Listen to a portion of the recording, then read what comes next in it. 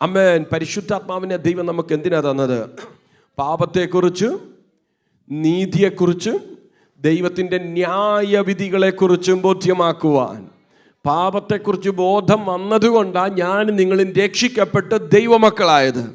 ഇനിയും പാപത്തെക്കുറിച്ചുള്ള ബോധമല്ല, ഇനിയും ദൈവത്തിൻ്റെ നീതിയെക്കുറിച്ചുള്ള വെളിപ്പാടാണ് നമുക്ക് ആവശ്യം. ദൈവത്തിൻ്റെ നീതിയെക്കുറിച്ചുള്ള തിരിച്ചറിവ്. വചനം പറയുന്നു, എൻ്റെ നീതിമാൻ വിശ്വാസത്താൽ ജീവിക്കും. നീതിമാൻ, പ്രൈസ് ലോർഡ്, വീണാലും നിലം പരിചാകയില്ല. ഞാൻ വീണാലും നിലം പരിചാകയില്ല, ഉറപ്പോടെ വിശ്വസിക്കുക. കാരണം എന്താ? അതെൻ്റെ പ്രവൃത്തിയല്ല, ഞാൻ ദൈവത്തിൻ്റെ നീതിമാനാ. നീതിമാൻ്റെ അനർത്ഥങ്ങൾ അസംഖ്യമാകുന്നു, അവയെല്ലാറ്റിൽ നിന്ന് യഹോവ അവനെ വിടുവിക്കും. ഒരു കഷ്ടത, ഒരു പ്രതികൂലം വരുമ്പോൾ പിശാച് നിന്നെ നോക്കി പറയാം, നീ പ്രാർത്ഥിക്കുന്നവളാ, നീ പ്രാർത്ഥിക്കുന്നവനെ, എന്നിട്ട് ഈ പ്രതിസന്ധി എന്തേ നിന്റെ ജീവിതത്തിൽ? അപ്പോൾ അവനെ നോക്കി പറയണം, നീതിമാൻ്റെ അനർത്ഥങ്ങൾ അസംഖ്യമാകുന്നു, അവ എല്ലാറ്റിൽ നിന്ന് യഹോവ അവനെ വിടുവിക്കുന്നു. എനിക്ക് പ്രശ്നങ്ങളില്ലെന്നല്ല, പക്ഷേ വിടുവിക്കുന്ന ഒരു കർത്താവുണ്ട്.